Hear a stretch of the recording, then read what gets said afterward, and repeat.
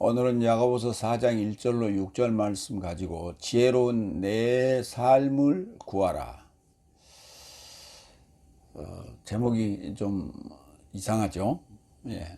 오늘 설교의 핵심입니다. 내 삶을 구하라.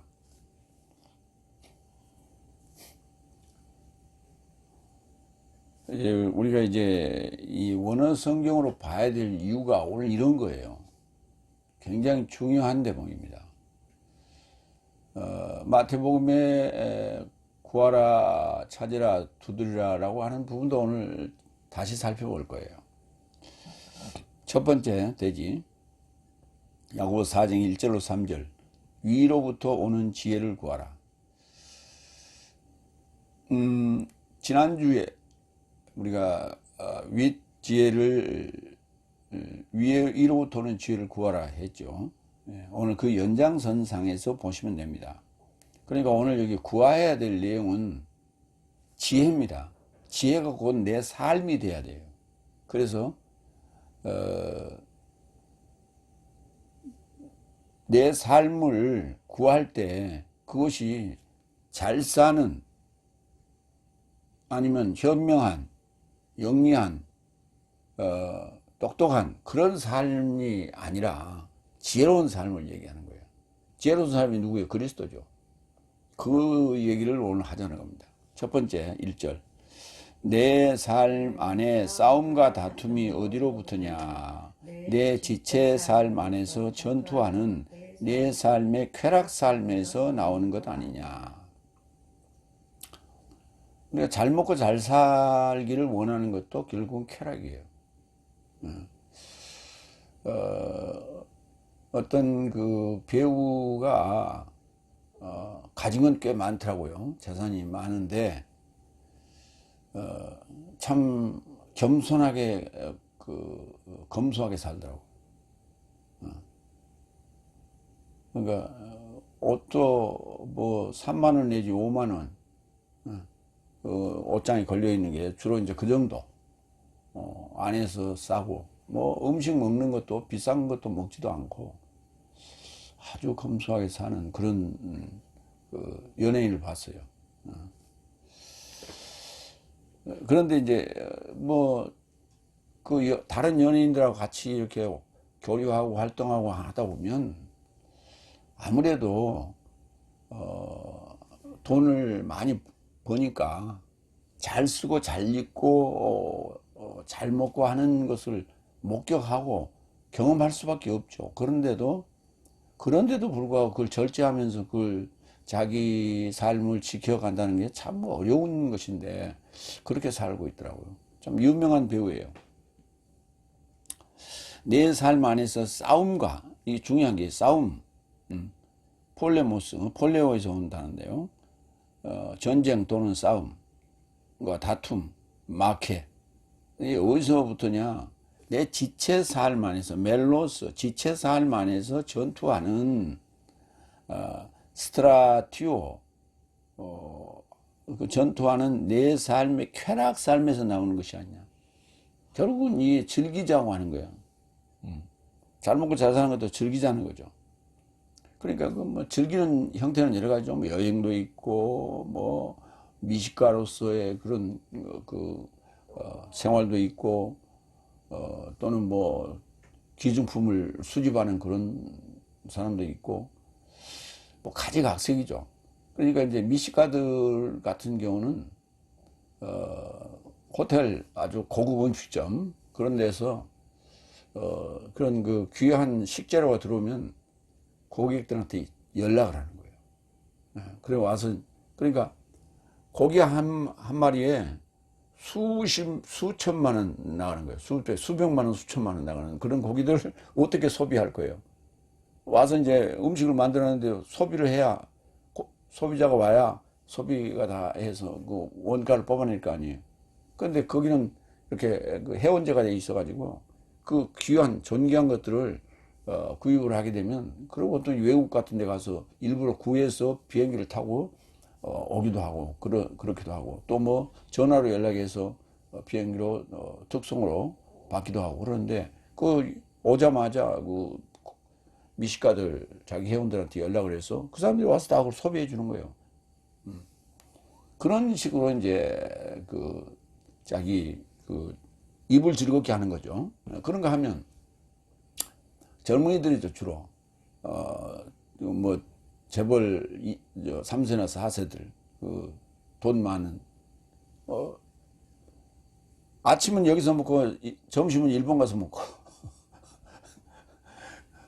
그런 식으로 비행기 타고 다니면서 여행도 하고 음식도 즐기고 이런 사람들 뭐 그 시계를 수집하는 사람들 이런 사람들은 시계에다가 그냥 뭐 금박이나 무슨 뭐 다이아몬드 이런 거 박힌 거 엄청난 거 그런 것들을 그게 다 쾌락이에요.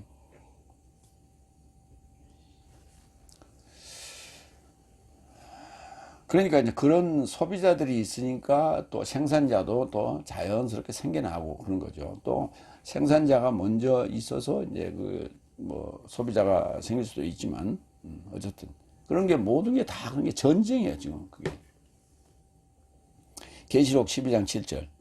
그리고 하늘 안에 전쟁이 발생하였는데 미카엘과 그의 사자 삶이 용에 역행하여 싸웠고 그러니까 전쟁이라는 단어에 싸움이라는 단어의 동사입니다. 볼레오 싸웠고 용과 그의 사자 삶도 싸웠다. 이 미카엘이라는 단어는 지난번에도 얘기했지만 누가 같은가 하나님과 이 단어의 그 연속이란 말이에요. 연결이라고. 누가 하나님과 같은가라고 하는 싸움인 거예요. 뭐 칼싸움 뭐 이런 싸움이 아니라 총싸움 이런 게 아니고 누가 하나님과 같은가, 누가 진짜 비게 하나님이냐 이 전쟁이에요. 지금 오늘날 지금 우리가 교리적으로 뭐 이단이니 정통이니 이런 걸 따지고 하는 얘기가 뭡니까? 누가 진짜 비게 하나님을 믿느냐, 네가 믿는 하나님이 진짜냐, 내가 믿는 하나님이 진짜냐 이런 걸 따지는 거거든요. 이게 미카엘이에요. 그런 전쟁에 이긴 자는 하늘을 소유하는 것이고 점령하는 것이고 그 전쟁에서 진 자는 하늘에서 떨어지는 거예요. 결국 우리가 하늘에 올라가는 거예요. 하늘에 올라가는 거예요. 그러니까 우리 그 이야기에 전설적인 이야기에 보면 고전적 얘기에 보면 용이 하늘로 승천했다. 그래서 뭐 구룡포니 뭐 구룡폭포 뭐 이런 그 전설이 있는 그런 폭포들도 있고 그런 계곡들 그런 전설들이 있잖아요. 그게 뭐냐? 올라가지를 못하면 올라간다는 승천한다는 얘기는 여의주를 얻는 거고 그렇지 못한 자는 결국은 천년묵은 이무기가 돼서 결국 하늘로 승천하지 못하고 땅에서 그냥 살다 죽는 거죠. 그러니까 하늘에서 떨어지면 이무기가 되는 거예요. 우리 전설적인 얘기에서는 그렇게 되는 것이죠. 그러니까 우리가 여기 용이 이제 내려쬐겠는데 우리 전설에서는 이제 그게 불교적인 사고니까 이제 그렇게 용으로 표현했지만 결국은 인간적인 최고의 어떤 그 자리가 용상 아닙니까? 용한 용포 입는 그 용상인데 거기에서 떨어지는 거예요. 그럼 이무기가 되는 거예요. 여기 오늘 용이 지금 땅으로 떨어지지 않습니까? 미카엘과 누가 진짜 비게 하나님인가 이거예요. 결국 이 지금 다툼, 쾌락 모든 것도 결국은 내가 최고가 되고 싶다. 내가 제일 미식가가 되고 싶다. 내가 제일 여행가가 되고 싶다. 내가 제일 등산가가 되고 싶다. 응? 그래서 저 히말리아 그 높은 봉우리를 몇 개를 점령했다. 그걸 성공했다. 해가지고 뭐 뉴스에 나오고 뭐 거기 그걸 등산하는 데 있어서 기업들이 후원을 하고 그것도 방송을 막 하고 하면서 그게 점령을 하면 뭐 뉴스에 나는 것이고 그렇지 못하고 또 내려다가 또 뭐 바람과 뭐 눈보라를 만나면 또 거기서 죽기도 하고 그러잖아요. 참 위험한 장난들을 하는데 사람들은 그걸 보고 대리만족을 느낀다고. 그러니까 그걸 위해서 그 사람들은 그 목숨을 담보로 해가지고 그런 일을 하는 거예요. 그것도 일종의 쾌락이요. 싸움과 다툼이 그 안에 있어서 얼마나 준비하고 갔겠어요. 디도서 3장 9절. 그러나 너는 어리석은 탐문 삶과 족보 이야기와 불화 삶과 법적인 다툼 삶을 물러서라. 왜냐하면 이것은 무익한 삶과 헛된 삶이다. 그렇죠. 싸움과 다툼은 다 무익한 거예요. 허무한 거예요. 이긴들 뭐 할 거예요. 이겨서 그때는 승리의 기쁨을 만끽하지만 지나고 나면 누가 있어? 뭐가 있어? 남는 거 하나도 없지. 로마서 7장 23절. 그러나 나의 지체 삶 안에서 대항하여 싸우는 나의 지능의 법과 나의 지체 안에 있는 죄의 법으로 나를 사로잡아가는 색다른 법을 나는 본다. 그러니까 나의 지체 안에서 있는 법은 죄의 법이라고요. 그 지체 안에 있는 죄의 법과 대항하여 싸우는 법을 로마 7장 23절에서는 지능의 법이다. 이 지능의 법이라고 하는 것이 생명의 성령의 법이에요. 그러니까 율법을 받았을 때는 그게 싸운다기보다는 그냥 같이 뭐랄까 같이 사는 거예요.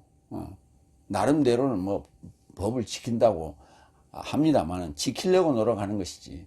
근데 그게 깨닫는 거예요. 다른 색다른 법을 본다라는 이게 색다른 법이 그러니까 이제 생명의 성령의 법이 들어오면 그때야 그 율법을 율법과 제법이 다르다는 것을 그때 깨닫는 거예요. 그 전에는 깨닫지를 못해요. 그러니까 지금 다섯째 날에 속한 자들은 그 안에서 그냥 만끽을 하고 삽니다. 근데 그때의 하나님은 가짜 하나님이에요. 가짜 하나님이기 때문에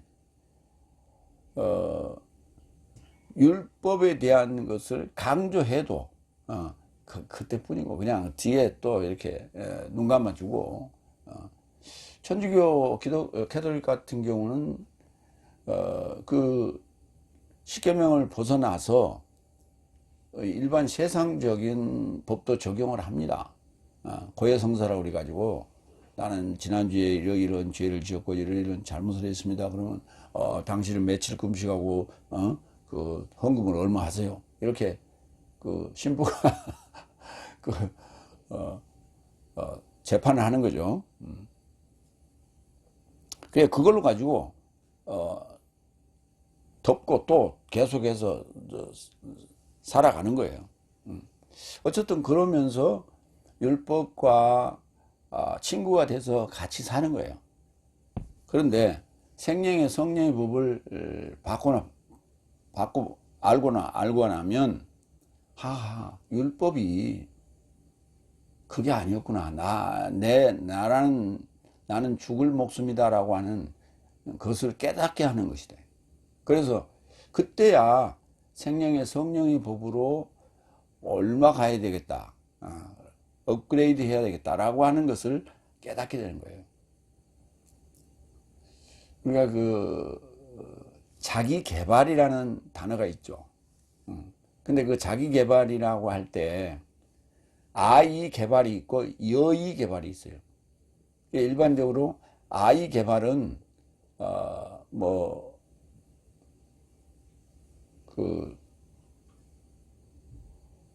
환경을 개선한다 또는 건설한다 이런 쪽 이렇게 눈에 보이는 쪽 개발이에요. 그러니까 자기 개발이라고 할 때 아이 개발은 무슨 자격증을 딴다, 면허증을 얻는다 이런 그다음에 그 학교 졸업증을 얻는다 이런 것을 이제 밖의 것으로 가지고 자기를 개발하는 거. 그때는 아이 개발이라고 하고 여의 개발이라고 하는 것은 그게 아니에요. 내적 깨달음을 얻는 거예요. 그러니까 우리 지금 설교 말씀 듣는다고 하는 것은 내적 깨달음을 얻어야 돼. 그래서 그것이 점점 안에서부터 밖으로 표출돼 가지고 몸 전체를 다 그런 삶으로 승화시켜야 돼. 그래서 오늘 제목이 지혜로운 내 삶을 구하라. 지혜로운 내 삶을 구하라. 지혜가 들어와서 네 삶화 돼야 된다. 그것이 여의 개발이에요. 그래서 그러한 자기 개발을 할 필요가 우리는 있다. 여의 개발. 디모데전서 1장 18절. 자식 디모데오스여, 너를 접한 예언 삶을 앞서 인도한 삶을 따라 너에게 이 지시를 제시한다. 저 삶 안에서 좋은 전투를 전투하게 하려 합니다. 전투. 뭐 이게 싸움, 다툼, 전투 다 의미는 다 같아요. 그런데 단어는 달리 있었단 말이에요. 그래서 그걸 구분하기 위해서 전투, 전쟁, 싸움, 전쟁, 그것도 싸우다. 싸우는 것도 전쟁이고, 전쟁은 싸우는 거예요. 그게 그 말인데, 어쨌든 그렇게 좀 구분했습니다. 스트라테이아, 전투. 스트라테오, 전투하다. 저 삶 안에서 좋은 전투, 삶 안에서 싸우는 거예요. 이게 밖에서 총 들고 싸우는 거 아니고, 밖에서 포 쏘고 칼 싸움 하는 게 아니고, 지금 내적 싸움이에요. 지금 내적 전쟁이고, 내적 다툼이에요. 이게. 그러니까 자기 개발이에요. 여의 개발. 누가복음 8장 14절. 가시 삶에 이르고자 떨어진 삶도 듣는 삶인데, 가는 생활의 걱정과 부와 향락에 의하여 질식되어 완전히 결실치 못한다. 가시밭이죠, 가시밭.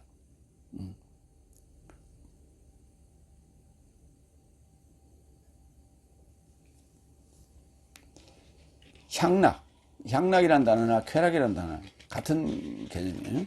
향락이라고 하는 건 이제 표출되는 것이고, 쾌락은 내적인 좀 측면이 좀 있죠. 비슷한 얘기예요. 향락이나 쾌락 같은 단어입니다. 해도네. 두 번째 2절. 내 삶은 갈망하여도 갖지 못하며 살해야 하고 열심히여도 직접 만남이 가능하지 않고 다투며 전쟁한다. 그러나 내 삶이 갖지 못한 것은 내 삶을 구하지 못함을 인함이라. 이게 중요한 거예요. 내 삶. 여기서 지혜란 단어는 여기서 언급이 안 하고 있는데, 어쨌든 3장 지난주 말미에 위로부터 내려오는 그 지혜를 구하라고 하는 그 의미의 연장선상에서 지금 네 삶을 구하라고 할 때 그 네 삶이 지혜여야 돼요. 갈망하다는 단어는 에피띠메오. 띠메오 앞에 에피가 붙었어요. 그래서 갈망. 직접 불태우는 거예요.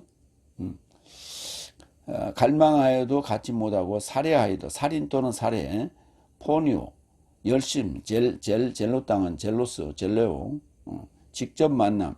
여기도 마찬가지 에피가 붙었어요. 에피, 팅카노, 직접 면담, 직접 만남. 다투며, 다툼이라는 단어가 마케였죠. 여기는 이제 마코마이가 동사입니다. 전쟁한다. 폴레메오, 아까 폴레모스가 전쟁이고, 전쟁한다. 동사입니다. 갈망. 마태복음 13장 17절. 왜냐하면 진실로 나는 네 삶에게 말한다. 많은 예언자 삶과 의인 삶이 알아보기를 갈망했어도 네 삶이 보는 삶을 알아보지 못하고 저 삶이 들어도 네 삶이 듣는 삶을 듣지 못하였다. 왜? 귀로만 들으려고 하니까 그래요.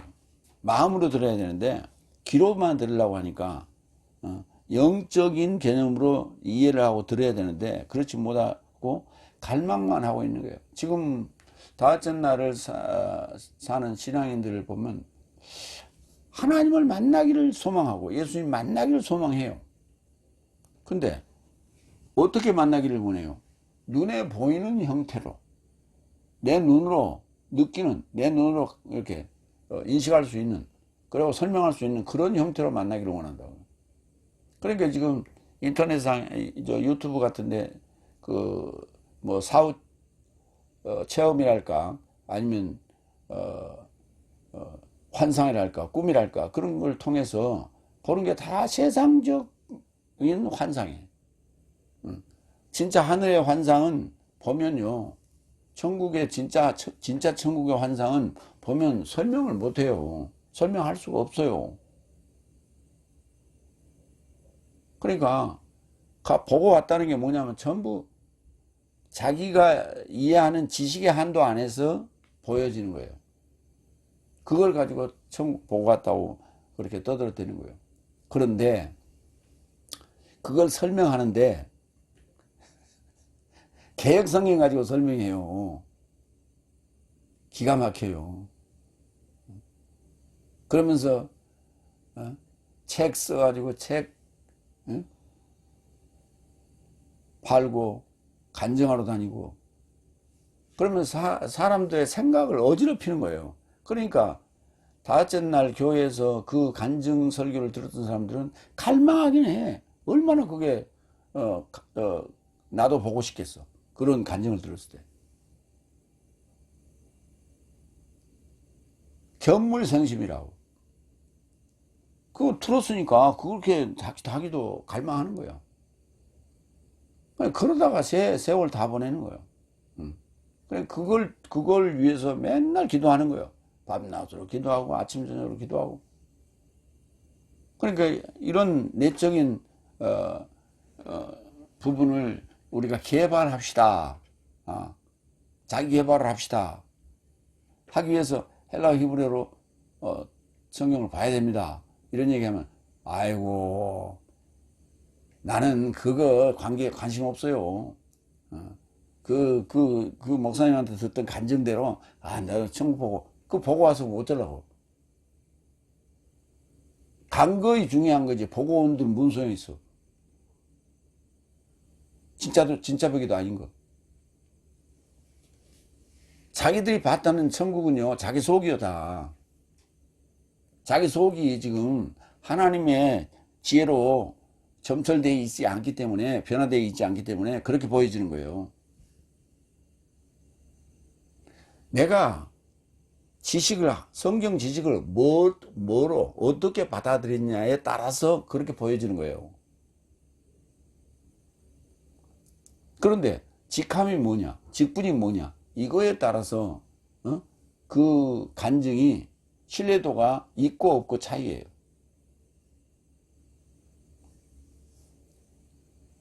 마태복음 5장 21절.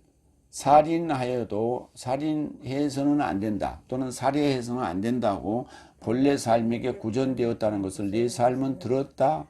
그래서 누군가 살인하였다면 그는 심판에게 붙잡히게 될 것이다. 당연한 얘기죠. 살인, 포니오, 사도행전 7장 9절. 시기 또는 열심. 그리고 족장 삶이 요셉을 시기하여 아이굽토 소스에 이르고자 떼어 주었으나 하나님이 그와 결합하여 계시더라. 요셉이 이제 그 형제들이 팔았죠. 시기하여서 애굽에 떼어줬어요. 아포디돔이 했어요. 그런데 하나님이 그 요셉과 함께 있었기 때문에 요셉을 그 총리 자리까지 올린 거예요. 로마서 11장 7절. 그런즉 무엇이냐?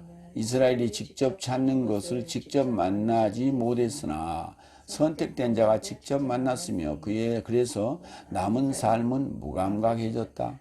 선택받아야 돼요. 선택받아야 돼요.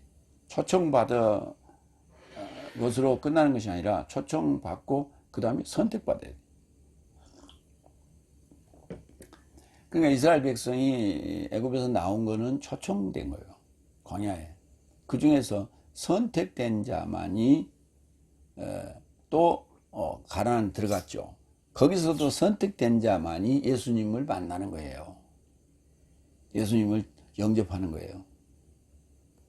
계속 선택되는 거예요. 한 번 초청받고 그 다음부터는 계속 선택되는 거예요.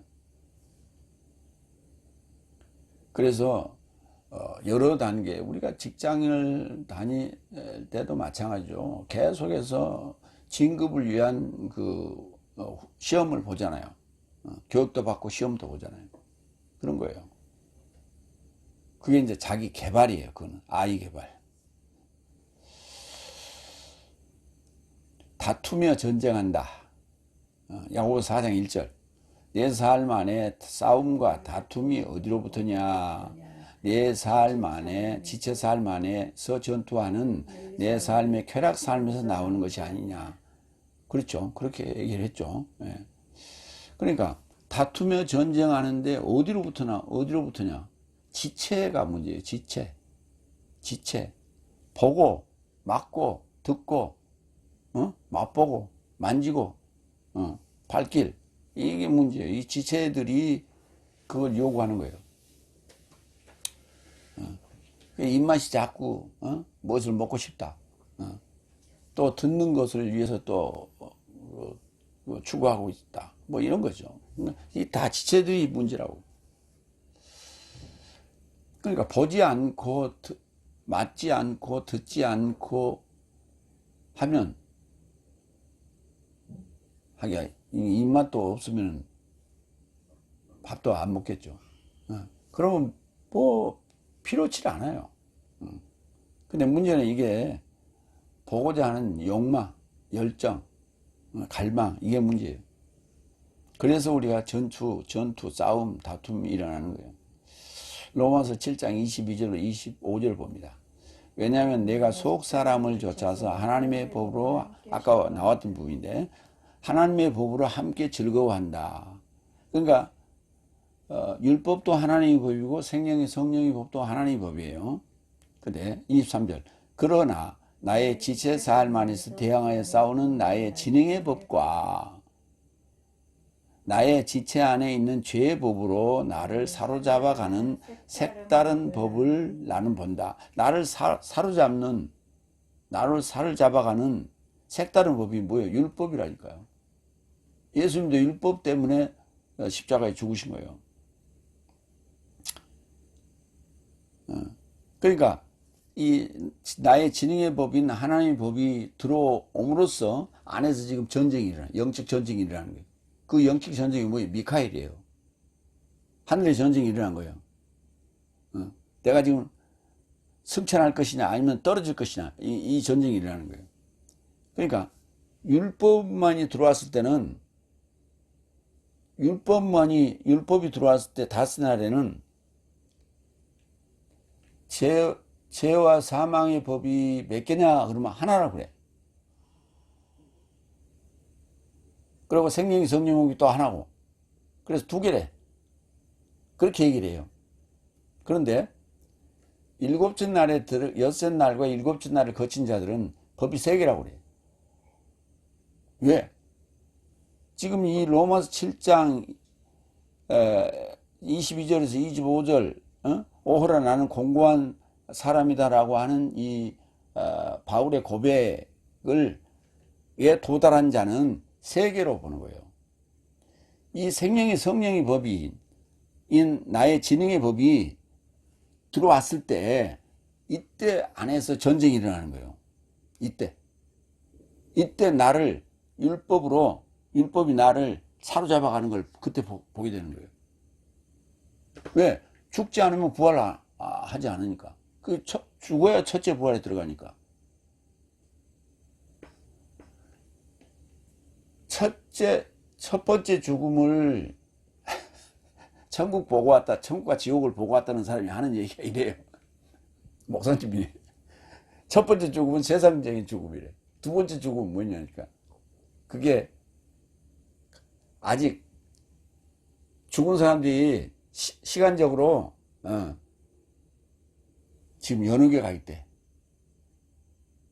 그러니까 이제 이런 연옥이 뭐냐 그랬더니, 우리가 병원에 들어가면 진료실에 들어가기 전에, 수술실에 들어가기 전에 대기하는 장소가 연옥이라는 거예요. 그래서 왜 그러냐? 예수님이 재림을 해야만이 그때 천국으로 들어간다는 거예요. 그러니까 연옥에 들어가 있어도 그게 천국은 천국이래. 병원 대기실에 있어도 병원은 병원이니, 그렇게 들더라고. 그래서 첫 번째 죽음은 세상적인 죽음이고, 두 번째 죽으면 거기서 올라가야 된다는 거예요. 참, 그러니까 내가 하는 소리예요. 첫 번째 죽음이 바로 십자가에 내가 그리스도와 함께 죽는 거예요. 그러고 나는 첫째 부활에 들어가는 것이고, 그러고 나서 내 안에 그 찌꺼기들, 저보다 그게 바다와 지옥에 다 집어넣고, 그러고 나서 백보자 신바대 앞에 가서 그때 처리하는 거예요. 그게 두 번째 죽음이에요. 그 내 속 얘기하는데 무슨 그 밖에 얘기하고 있어. 그것도 지금 모르는 사람이 무슨 놈의 천국과 지옥을 얘기하고 있어.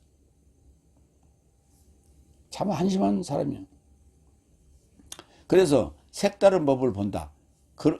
24절 나는 곤고한 사람이다. 이때 곤고한 사람이 세 개의 법이 들어와서 싸우고 있는 것을 볼 때 그때야. 근데 죄와 사망의 법이 있을 때는 다섯째 날까지는 죄의 법이 뭔지 몰라. 죄의 법이 나를 사망에 이르게 하는 사망의 법하고 같대. 그 율법이냐 그랬더니 잘 몰라.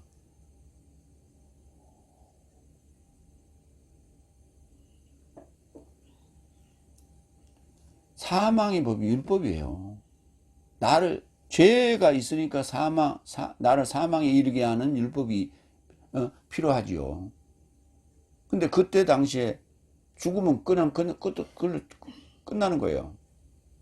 생명의 성령의 법이 와야만이 그걸 가지고야 그 끈을 내가 잡고 난 다음에 그건 누구예요? 예수님 아니에요.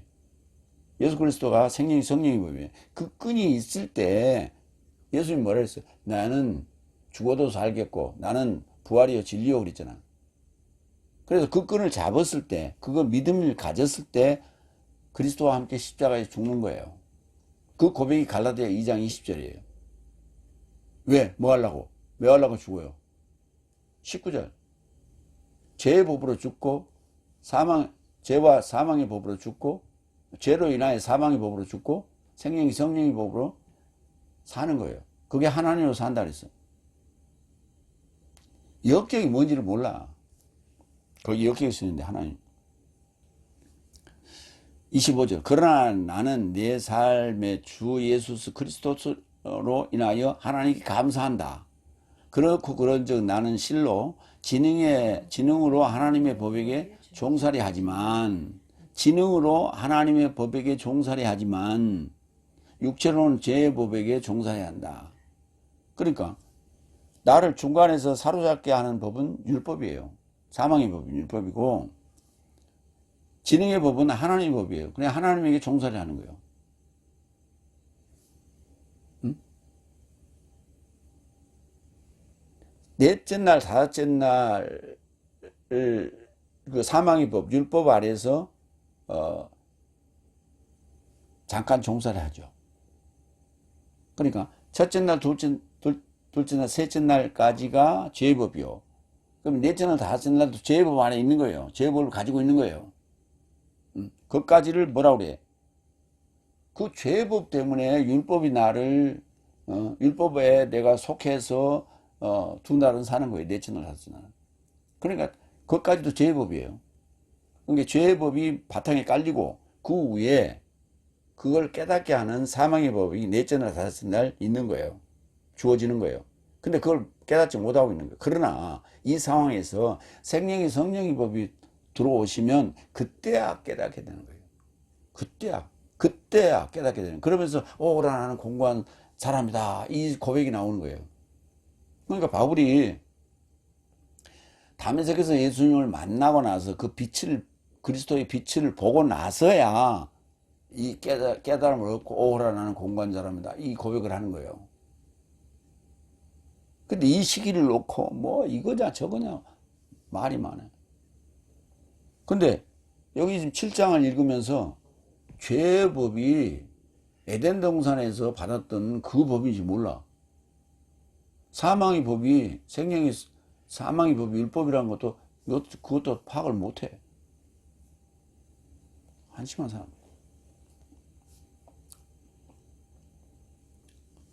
그러나 내 삶이, 이어서, 그러나 내 삶이 갖지 못한 것은, 무엇을 갖지 못한 것은, 구하는 것을 갖지 못한 것은, 내 삶을 구하지 못함이라. 내 삶을 구하지 못함이라. 내 삶이 목적격이에요. 근데 여기 다 우리 개혁성경이 뭐라냐? 주격으로 번역이 났어요. 그러면서 성경은 뭐? 성경의 무엇성 얘기한다고. 제대로 번역해놓거나 무엇성을 주장하든지 말든지.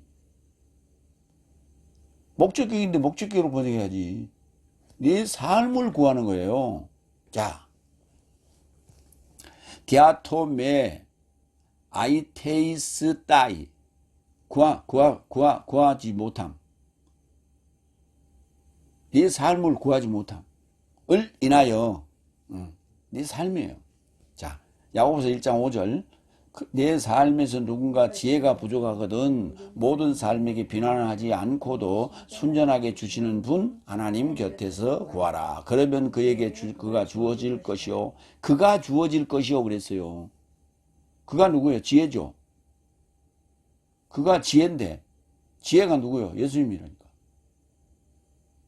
야고보서 3장 17절 그러나 위로부터 온 지혜는 실로 첫째 순결한 다음에 평화로운 너그러운 잘 설득하는 긍휼과 선한 열매 삶이 가득 담긴 통째로 판단하지 않는 위선 없는 것이니. 위로부터 오는 지혜 마찬가지예요. 야고보서에서 계속 얘기하고 있어요. 그러니까 야고보서 1장에 3장에서 얘기하고 지금 4장 얘기하고 있죠. 오늘 본문. 자, 그럼 마태복음 6장 5절 6장 8절 그런즉 내 삶은 저 삶과 닮아져서는 안 된다. 왜냐하면 네 삶을 요구하기 전, 자, 이방 열국인들과 이제 비교해서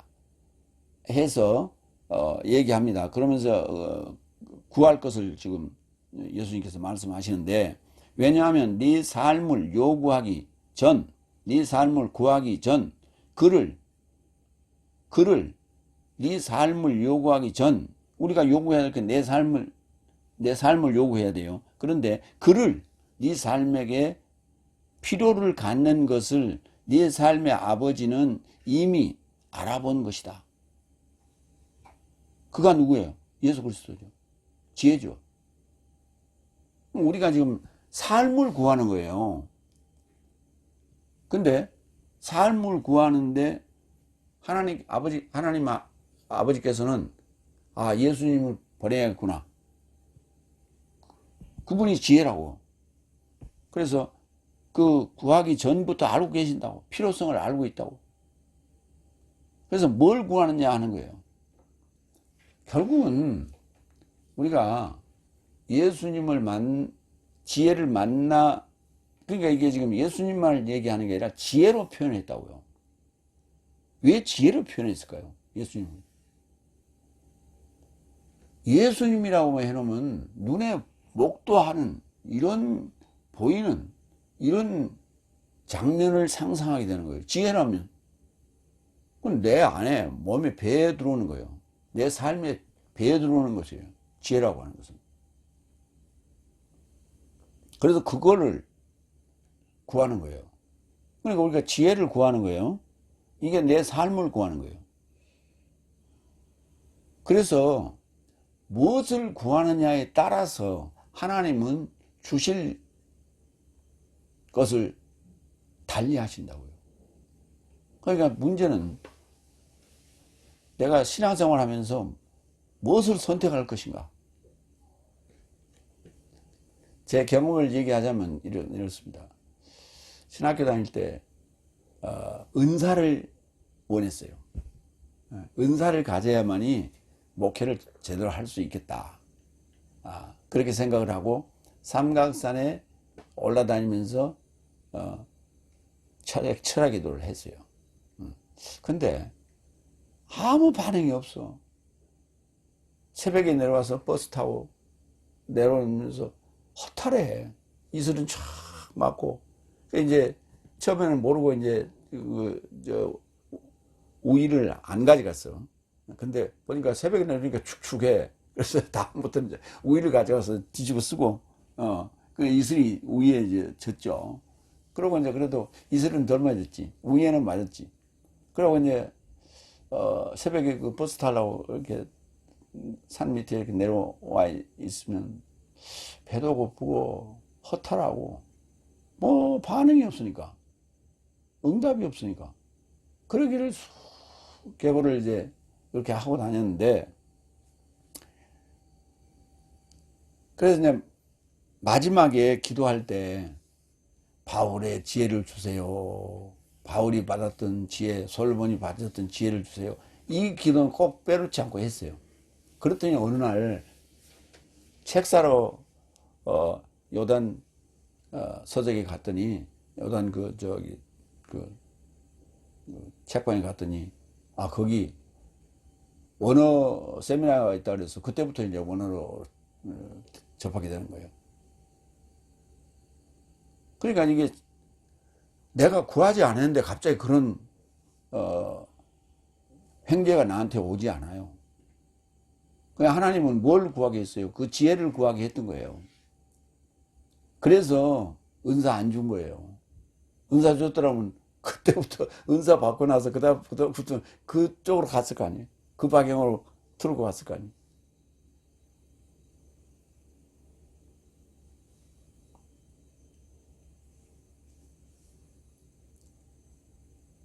그러니까 은사를 구하면은 누가 가짜 하나님의 역사했겠죠. 그러니까 시간상으로 보면 9분의 1이에요. 9대 1이에요. 남은 9는 은사고 1은 지혜였어요. 근데 가짜 하나님의 역사 하려고 하는 것을 진짜 하나님이 막은 거예요. 이게 지금 미가엘이에요. 누가 진짜 하나님이야 이거예요. 지금 와서 얘기하지만 9대 1이지만은 진짜 하나님이 이긴 거예요.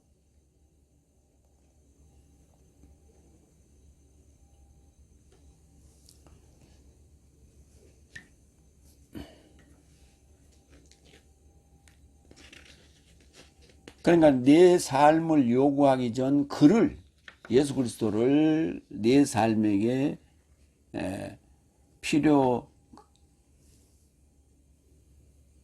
것을, 필요를 갖는 것을 내 삶의 아버지는 이미 알아본 것이다. 이미 알아본 거예요. 마태복음 7장 7절 8절. 이 굉장히 중요한 구절이에요. 구하라 그러면 네 삶에게 그가 주어질 것이다 그랬어요. 그가 주어질 것이다. 수동태로 했어요. 찾으라 그러면 네 삶이 발견할 것이에요. 이때는 능동태예요. 그 다음 세 번째, 두드리라 그러면 네 삶에게 그가 열려질 것이다. 이렇게 돼 있어요. 그러니까 구하면 주어질 것이고 두드리면 열려질 것인데, 그냥 열려진 것이 아니라 그가 열려질 것이에요. 그가 주어질 것이에요. 왜? 찾으라 그러면 네 삶이 발견할 것이요. 이렇게 돼 있다니까. 이때는 능동태예요. 8절. 왜냐하면 구하는 자는 모두 그가 취하고 있고, 그때는 능동태를 썼어요. 찾는 자는 그가 발견하고 있고, 마지막에 두드린 자에게 그가 열려질 것이다. 이렇게 돼 있어요. 이게 정확하게 지금 마태복음 7장 7절로 8절 번역이에요. 그럼 우리가 구할 게 뭐냐? 그분이에요. 예수 그리스도. 지혜예요. 그러니까 예수 그리스도는 와 지혜는 동전의 양면과 같다고요. 이쪽으로 보면 예수 그리스도, 이쪽으로 보면 지혜예요. 내 안에 들어올 때는 지혜로 역사하신다고. 세 번째, 3절. 내 삶이 구하여도 취하지 못한 것은 내 쾌락사할 만해서 허비하려고 잘못 구하고 있는 까닭이다. 허비하려고. 허비하려고. 소비하려고. 허비하려고. 소비는 좀 격에 맞게 적소적소에 하는 것이고, 허비는 낭비하는 거죠. 낭비 또는 허비. 내 삶이 구하여도 람바노 취하지 못하는 것은 내 쾌락, 애 돈에 내 삶 안에서, 쾌락 삶 안에서 허비하려고 다 파나오,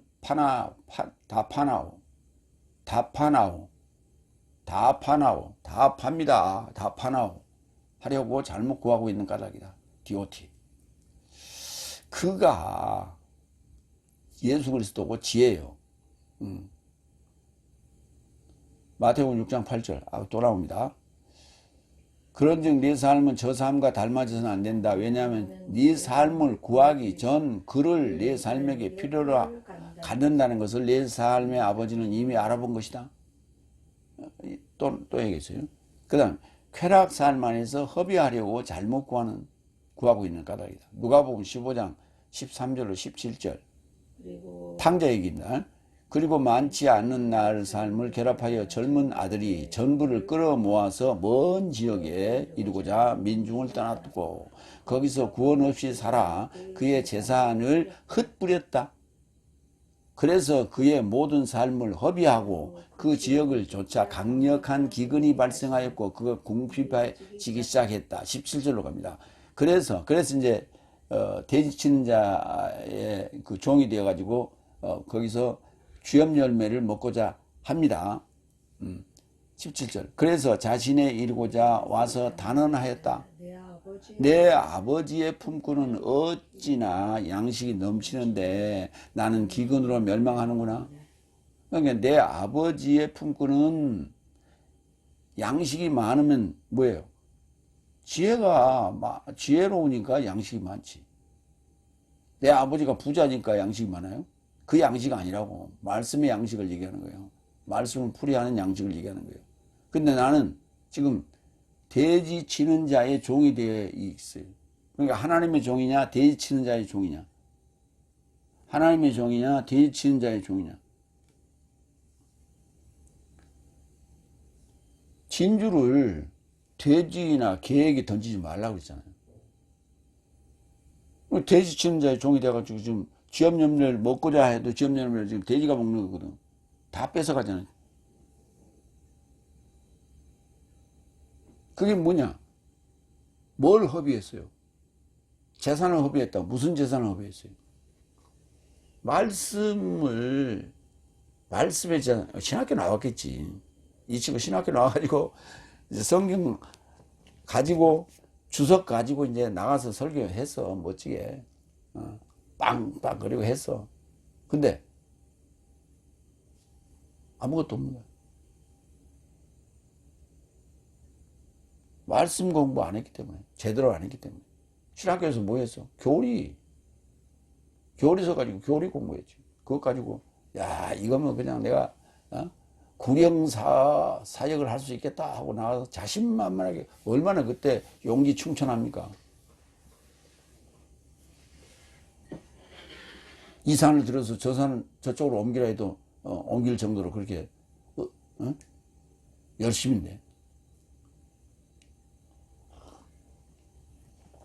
다들 그런 마인드로 가지고 개척교회하고 지하실에서 시작해서 저렇게 큰 교회를 만들고 그런 거예요. 근데 그러면 이제 성공했다고 배투들기 시작하는 거예요. 그리고 돼지 치는 자의 종이 돼가지고 있지만 먹을 건 하나도 없어. 다 뺏겨버리고. 두 번째 돼지로 갑니다. 야고보서 4장 4절 6절. 세상과 우정하는 것이 간음이요 하나님과 원수 맺는 것이다. 세상과 보다는 것이, 세상과 우정하는 것이 간음이에요.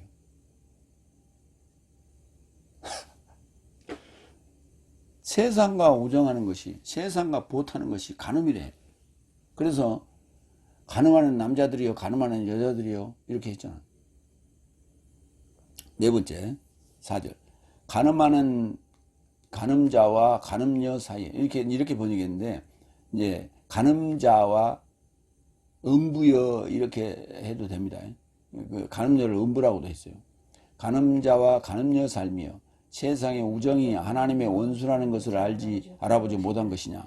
그런즉 세상의 벗이 되기를 결의하는 누구든 하나님의 원수로 임명된다. 세상과 보다는 자들이 다 하나님과 원수라고. 근데 자기는 열심히 기도한다고, 갑자기 기도하다 말고 뭐 마이크 잡고 그냥 뭐 방언도 하고 난리치고. 그건 누가 준 거예요? 가짜 하나님이 준 거라니까. 근데 사람들은 그 직분이 목사고 그렇게 하니까 맨날 모습으로 기도하는 모습 보여주고 뭐 하니까 신실한 사람이라고 생각하는 거예요. 근데 입에서는 완전 개차버린데, 입에서 나오는 소리는.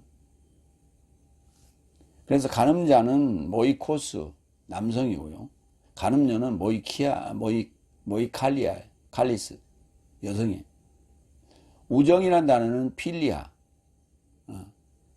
그 다음에 벗이란 단어는 필로스예요. 필레오에서 온 거예요. 로마서 13장 9절. 왜냐하면 간음해서는 안 될 것이다. 근데 이제 우리 개혁성에 가지 말라, 살인하지 말라 이렇게 돼 있잖아요. 이 명령법은요, 구약에도 마찬가지입니다. 명령법은 이럴 때 쓰는 거예요. 아브라함아, 멈춰라! 이럴 때. 우리 이제 전쟁할 때는 진격 앞으로! 동작 그만! 이게 명령이에요. 왜? 급박하게 브레이크 잡는 거예요. 급박하게 브레이크 잡거나 악셀을 밟는 거예요. 그때 명령어를 써요. 급박할 때. 달려! 아니, 위급한 상황일 때 비키세요! 이것보다 비켜! 그게 더 빠르잖아. 그러니까 이 꼬마가 어떤 사람을, 자기보다 나이 많은 사람을 보고 그 위급한 상황에서 비키라고 소리칠 때 비키세요 그래야 맞죠. 예. 왜? 어린 자가 어른한테 얘기할 때는 존경을 써야 되니까.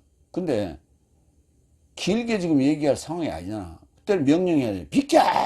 소리쳐야지. 그때 명령을 쓰는 거예요. 근데 그렇지 않고 평시 자전거를 타고 가는데 사람들이 내가 따르는 이게 없어. 그때 사람들이 앞에 웅성웅성 있어. 비키세요. 비켜주세요. 이럴 때. 이때는 직설법을 쓰는 거예요. 근데 다급한 상황일 때는 브레이크 잡아야지. 그러면서 비켜! 그래 소리쳐야지. 그러니까 살인해서는 안 될 것이요, 간음해서는 안 될 것이요 그래야지. 살인하지 말라, 간음하지 말라. 지금 하고 있어요?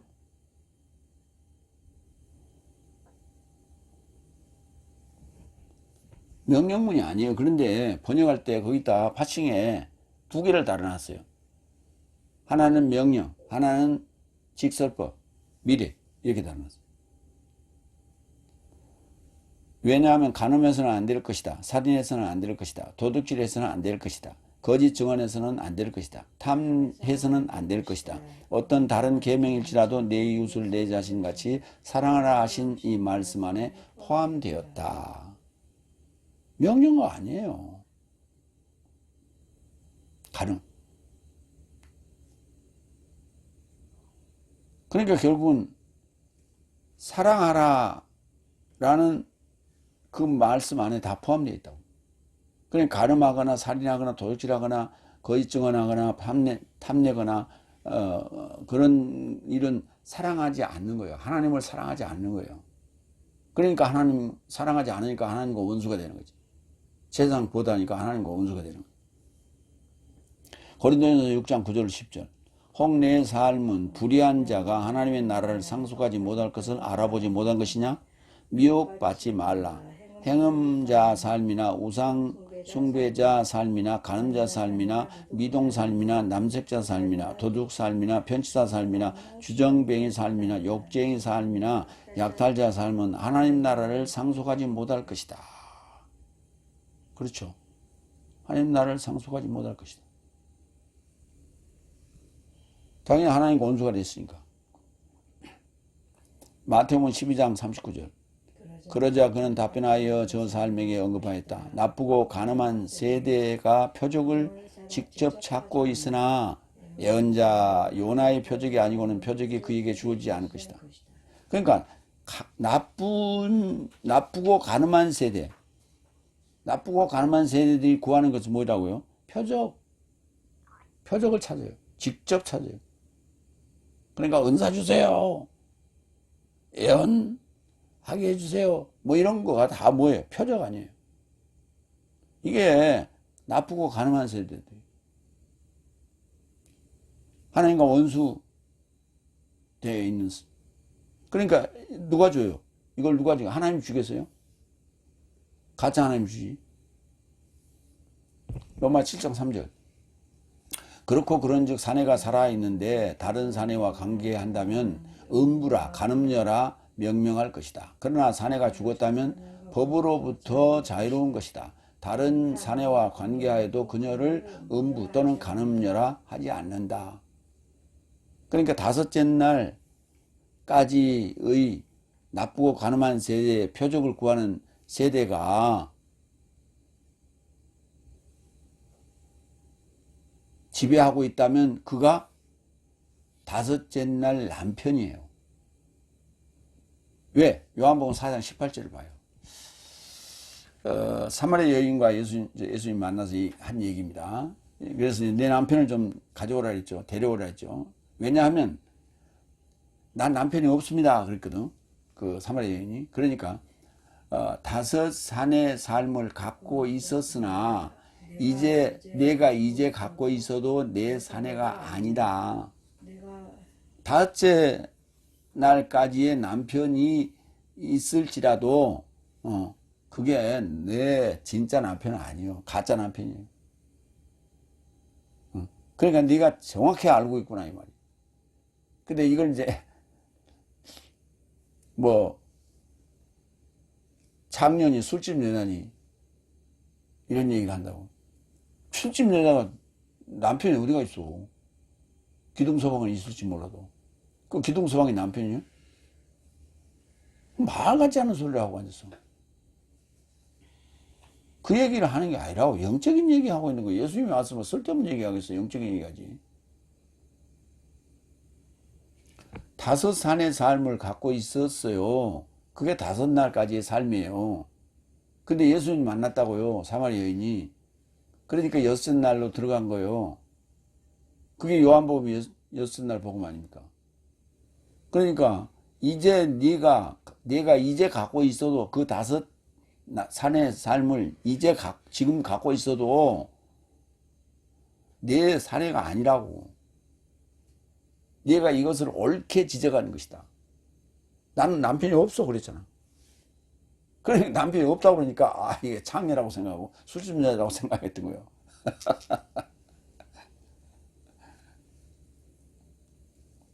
근데 여섯째 남편이 여섯이라고 그렇게 한 사람도 있어요. 번역 잘못해서 그래요. 다섯 산의 삶을 갖고 있었으나 네가 이제 갖고 있어도 있었으나 하는 과거 아니에요. 이제 갖고 있어도 현재 아니에요. 내 사내가 아니라고. 그게 이제 아내를 한다는데 이걸 이제 남편이라고도 번역했어요. 사내로 지금 다 통일했습니다. 로마서 8장 6절 7절.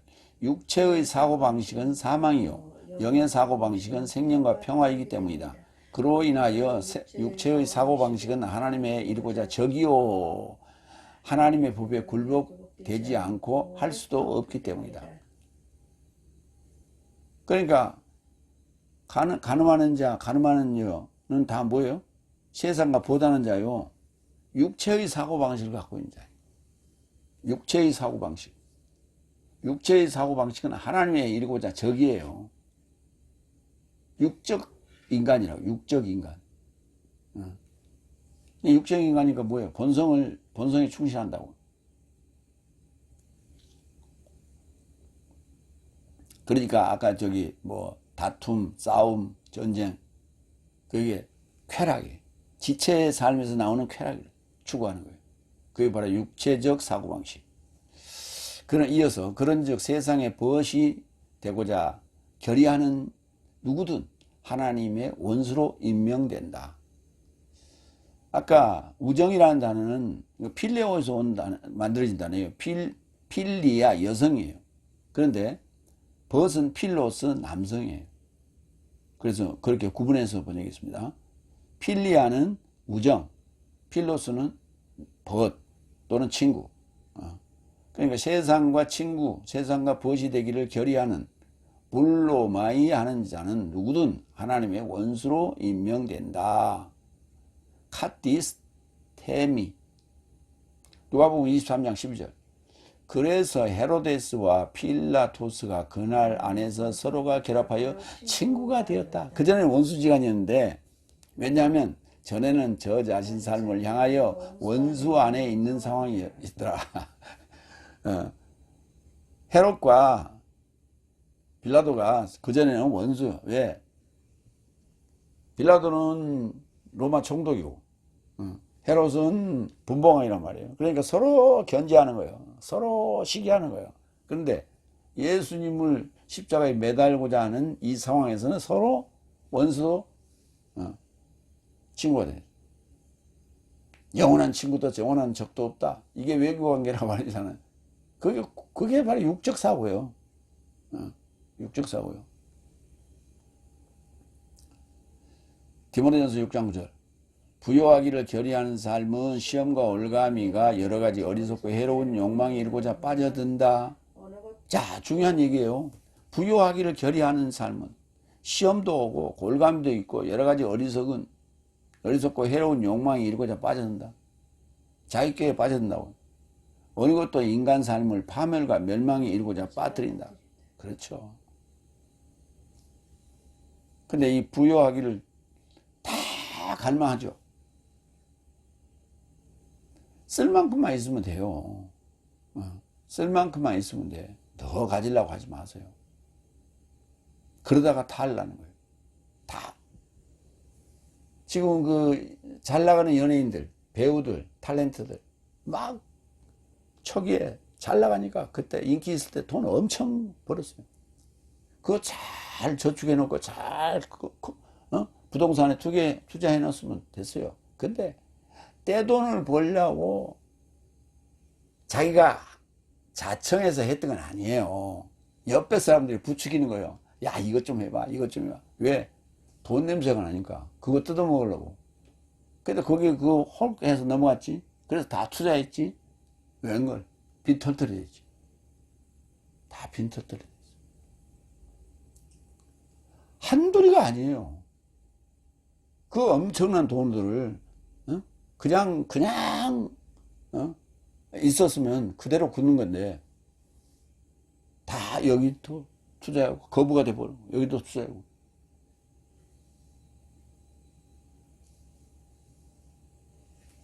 왜 그렇게 그 욕심을 내겠어요? 노후에 나는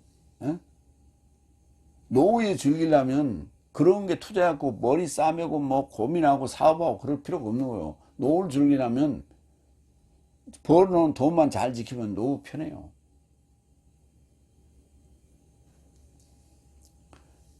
욕심이 과해서 그래요. 부요하기를 결의하지 말라고요. 시험과 올감이 여러 가지 해롭고 어리석은 욕망에 빠져들고 파멸과 멸망이 온다고요. 로마서 5장 19절. 왜냐하면 한 사람의 불순종으로 인하여 많은 사람이 죄인 삶으로 임명된 것과 똑같이 한 사람의 순종으로 인하여 많은 사람이 의로운 삶으로 임명된다. 죄인으로 원수로 임명되는 것도 우리는 좋은 쪽으로만 우리 정부에서 어떤 어느 단체에서 임명장을 그렇게 주잖아요. 좋은 그런 직분, 직함 이런 것만 임명장을 주잖아요. 근데 영적 세계는 나쁜 쪽도 하나님의 원수 되는 것도 임명장을 준다니까. 너는 하나님과 원수야. 너는 죄인 삶이야. 이렇게 명명하는 거죠. 임명장을 꼭 이렇게 써서 종이에 써서 주는 건 아니지만 어쨌든 간에 그렇게 임명하는 거예요. 그러니까 세상과 같이 비교하면 안 돼요. 영적인 세계는. 다섯 번째, 5절. 혹 내 삶 안에 정착하였던 영이 질투를 향해 사모한다는 성경이 헛되이 말한다고 생각하느냐. 인용구입니다. 그래서 거주한다는 단어가 오이케오예요. 거주한다는 단어가 오이케오고 그 앞에 카타가 접두되어 가지고 정착하도록 했어요. 영이 내 안에 정착하는 거예요. 그러면 영이 내 안에 들어와서 자리를 잡았으니까 당연히 간음하는 그런 상황일 때 질투하겠죠. 사모하고. 그게 이제 구약에서부터 언급을 했어요. 여러 차례 언급했습니다. 질투를 향해 프로스 푸토논 사모한다고요. 에피 포테오. 성경이 나옵니다. 베드로후서 3장 13절. 내 삶도 그의 연통벌을 좇아 새하늘과 새 땅을 기다린다. 의인은 하늘 안에 정착한다. 내가 의인이 되려면 하늘 안에 전쟁, 미카엘, 누가 진짜 하나님인가 라고 하는 이 전쟁에서 이겨야만이 의가 하늘에 정착해요. 의가 그 자리를 차지한다고. 의가 누구예요? 예수님이죠. 하나님이죠. 의가 천국이잖아요. 의가 천국이요. 의인이 천국이라고. 의인이 그게 정착하는 거예요. 의인이 되는 거예요. 하늘을 장악해야 돼. 하늘을. 그러니까 모든 전쟁에서 하늘을 점령해야 돼. 응? 하늘을 점령해야 그 전쟁에 이기는 거예요. 아니, 땅 뺏기 아닙니까? 하늘에서 모든 것을 땅을 뺏는다니까. 하늘에서 공격하는 게 제일 무서운 거예요. 미사일도 하늘로 날아오는 거고, 비행기도, 전투기도 하늘로 날아오잖아요. 하늘을 점령해야 돼. 그래야 전쟁에 이기는 거예요. 그래서 그 하늘의 전쟁의 승리가 바로 의예요. 의인. 그래서 의인은 하늘 삶 안에 정착한다. 하늘이 복수예요. 하늘 늘 안에 정착한다가 아니라 하늘 삶 안에 정착하는 거예요. 그러니까 우리가 구할 때도 지혜를 구하는데 네 삶이라고 표현했어요. 그러니까 지혜로운 삶이에요. 지혜로운 내 삶을 구하는 거예요. 지혜 가지고 어마한 데 써먹으려고 하는 게 아니고, 쾌락할 임기응변에 써먹으려고 구하는 게 아니고, 지혜로운 내 삶을 구하는 거예요.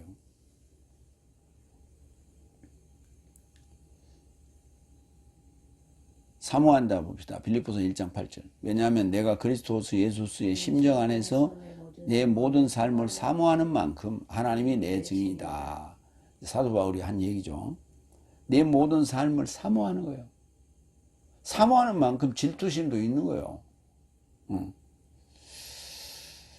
질투심이 없이 어떻게 사모합니까? 사모하기 때문에 질투하는 거지. 왕들은 그 부인들이 여럿이잖아요. 왕비가, 후궁이. 근데 서로 투기하잖아요. 그걸 하지 말라고 그러죠. 왜? 싸움이 일어나니까, 집안 싸움이 되니까. 왕은 서로 질투하고 투기하는 걸 원치 않죠. 그래서 문제가 생기는 거예요. 출애굽기 20장 5절. 그것들에게 절하지 말며 그것들을 섬기지 말라. 나 여호와 너의 하나님은 질투하는 하나님인즉. 왜? 나를 사모하기 때문에 질투하는 거예요. 딴 신을 섬기면, 세상과 보호하면 질투하는 거예요. 그래서 지금 출애굽기 두 군데만 지금 인용한 거예요. 질투하는 하나님이죠. 나를 미워하는 자의 죄를 갚되 아비로부터 아들에게로 3, 4대까지 이르게 하거니와. 3, 4대까지 이르게 하거니와. 3대만 증손자예요. 4대가 꼽손자예요. 꼽손자까지 묻겠다는 거예요. 우리 식으로 얘기하면. 출애굽기 34장 14절. 너는 다른 신에게 절하지 말며 여호와는 질투라 이름하는 질투의 하나님이라. 그러니까 출애굽기 20장 5절은 십계명이에요. 십계명 중에 지금 한 대목이고, 출애굽기 34장은 또 이제 그 부분을 다른 신에게 절하지 말라고 하는 부분으로 인용했어요. 이렇게 구약의 성경에 지금 내 삶 안에 정착하였던 영이 질투를 향해 사모한다는 이 성경 말씀이 헛되다고 생각하느냐, 이렇게 좀 묻고 있잖아요.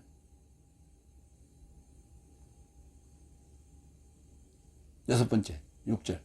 그러나 그가 더 큰 은혜를 주신다. 이로써 그는 말씀하신다. 하나님은 거만한 삶에게 대항하시고 겸손한 자에게 은혜를 주신다. 이제 거만과 교만은 같이 쓰입니다. 거만은 거들먹거리는 행동적인 요소예요. 행동적인 요소. 남에게 상대적으로 보일 때. 교만은 자만심이에요. 자체적으로 교만한 거예요. 내가 뭘 가지고 있다. 내가 너보다 낫다. 뭐 이런 식으로. 내적인 얘기를 할 때는 교만. 그 다음에 외형적인 얘기를 할 때는 거만. 그러니까 대항을 하죠.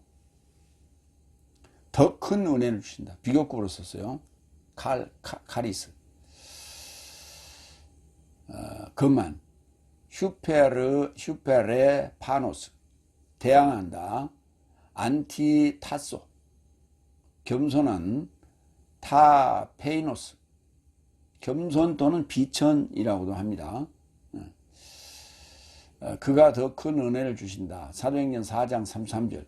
그리고 사도 삶이 큰 능력으로 주 예수스의 부활의 증명을 떼어주니 큰 은혜가 모든 저 삶을 접하여 있더라. 더 큰 은혜는 여기 한 군데 딱 쓰였어요.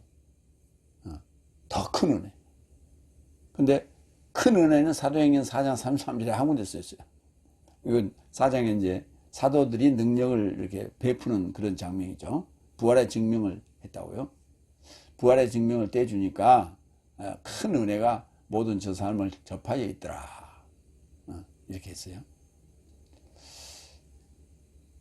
그래서 일반적으로는 은혜를 얘기하는데 이렇게 앞에 큰 은혜, 더 큰 은혜는 딱 두 군데 있어요. 고린도 후서 9장 14절. 여기는 탁월한 은혜라고 되어 있어요. 여기도 이제 큰 은혜라고 우리 개혁성경은 번역했는데 탁월하다는 단어입니다. 그리고 저 삶의 간구로 네 삶이 초월하여 네 삶에 접한 하나님의 탁월한 은혜를 인하여 네 삶을 사모한다. 묘사할 수 없는 그의 선물에 접하여 하나님에게 은혜라. 탁월한 은혜. 탁월한 은혜, 큰 은혜, 더 큰 은혜. 이렇게 표현이 세 군데 나옵니다. 나머지는 은혜. 디모데후서 3장 3절로 4절. 무정한 삶, 앙심 깊은 삶, 돈을 좋아하는 삶, 허풍쟁인 삶, 거만한 삶, 여기 나오죠. 모독하는 삶, 어버이에게 반항하는 삶, 자제하지 못한 삶, 사나운 삶, 선을 좋아하지 않는 삶, 배신하는 삶, 경솔한 삶, 자만한 삶, 하나님을 좋아하기보다 쾌락을 더욱 좋아하는 인간 삶이 있을 것이다. 이거 외에도 이제 유사한 것들 다 포함되는 거예요. 여기 있는 것만 해당되는 건 아니고, 이제 핵심되는 주된 부분만 언급하고 있는 거예요. 그때 이제 쾌락이란다고 나오고, 그러니까 쾌락을 즐기는 자들은 거만해요. 교만하기도 하고. 로마 13장 2절. 반항. 그같이 권세에 저항하는 자는 하나님의 분부에 반항하는 것이다. 그래서 반항하는 삶은 스스로 판결을 취할 것이다. 권세에 저항하는 것은 하나님의 분부에 반항하는 거예요. 역적이에요, 역적. 역모. 역모로 다스린다는 얘기야.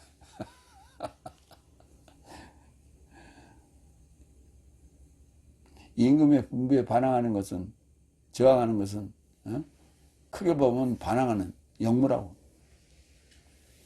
로마 12장 16절. 권세에 관한 얘기. 이제 로마 13장은 세상 권세에 관한 얘기를, 정부에 관한 얘기 한 게 아니에요. 근데 그렇게 써놨어요. 분류를 그렇게 했어요. 소제목이 그렇게 되어 있어요.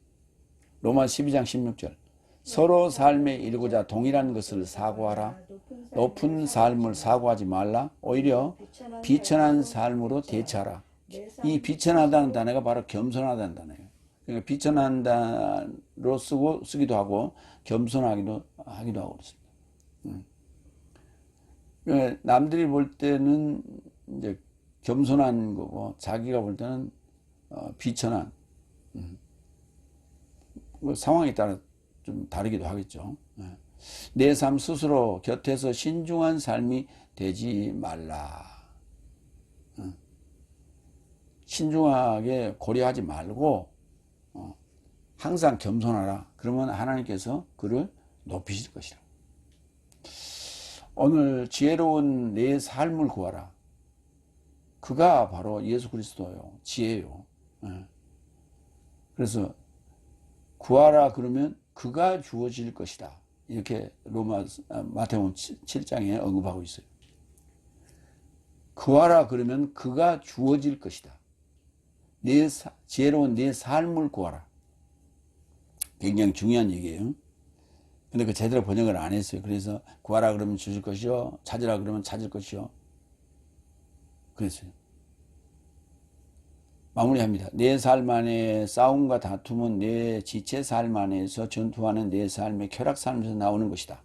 내 삶은 갈망하여도 갖지 못하는 것은 지혜로운 내 삶을 구하지 못하며 네 삶이 구하여도 취하지 못하는 것은 내 쾌락 안에서 허비하려고 잘못 구하고 있습니다. 가늠자와 음부살며 세상 뻗대기를 결의하는 자는 하나님의 원수이다. 하나님은 거만한 삶에게 대항하시고 겸손한 자에게 더 큰 은혜를 주신다. 아멘. 기도하겠습니다.